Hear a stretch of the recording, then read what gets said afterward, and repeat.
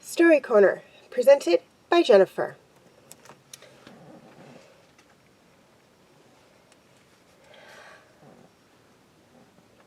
How did Sheriff Jones know? The Novocaine altered Sally's speech, so what sounded like weatherman from Adel was the man from Seattle, or Dan Wasson. Looking at the footage, Simmons recognized that beneath the hat and beard, Dan Wasson was their former newscaster, Abe, who had been seeking revenge against Simmons after a fight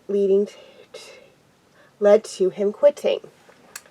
Okay, now for those of you who guessed right, very good job. For those of you who didn't, well, these are the intermediate mysteries, so they are a little bit harder than the last 10, which were beginner. But you got another shot at, or the first 10 I should say, but you have another shot at solving another case coming up right now. Swan Song.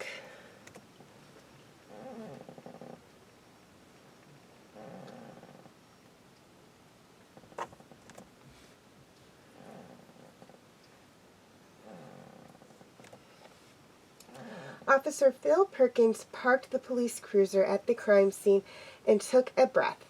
According to the 911 operator, the victim was Ricky Carvert, a local musician.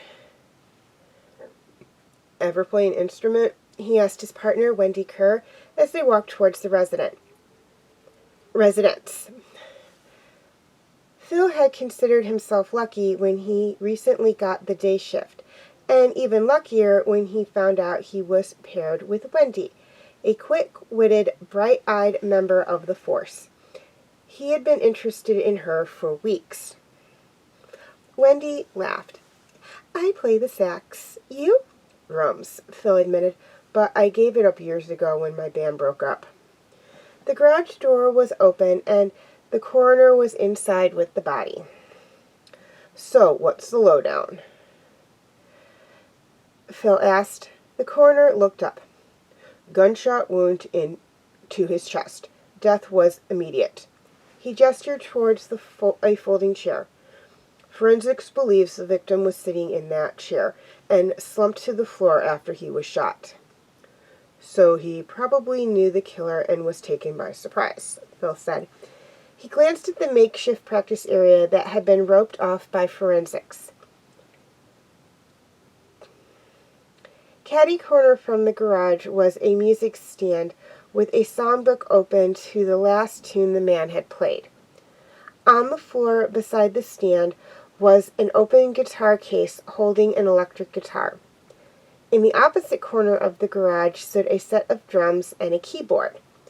The drum set was a duplicate of the one Phil had played. Those were the days, he thought. Any witnesses? Wendy asked the coroner, bringing Phil back to the present moment.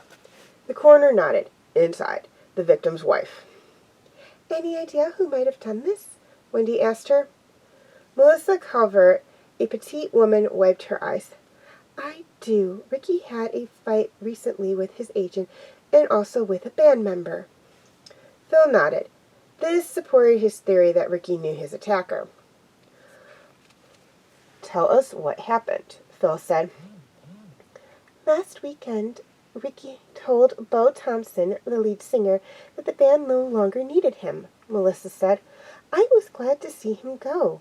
He was a terrible influence. When those two were together, Ricky drank too much and stayed out late. She continued. Anyway, Bo was furious. In front of everyone, he called Ricky a dead man. Who else had a grudge against Ricky? His agent, you said? Gerald Johnson. Apparently, Gerald had been skimming money from Ricky and the band. Ricky confronted Gerald yesterday at his office and made quite a scene. She shook her head. One of Gerald's potential clients heard the whole thing from the waiting room and just walked out. I wouldn't be surprised if the shooting was Gerald's way of retaliating. You were here when the shooting occurred? Wendy asked. I was in the kitchen preparing lunch while Ricky was practicing his guitar in the garage.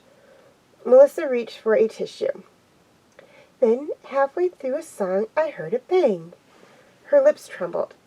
I ran out to the garage and found Ricky, shot dead. Back in the cruiser, Wendy said, Where to next, the lead singer or the agent? Bill cracked a smile. Neither, he said. Melissa lied. How did Phil know? Tune in next time to a lingering link for the answer and write your responses in the comment section.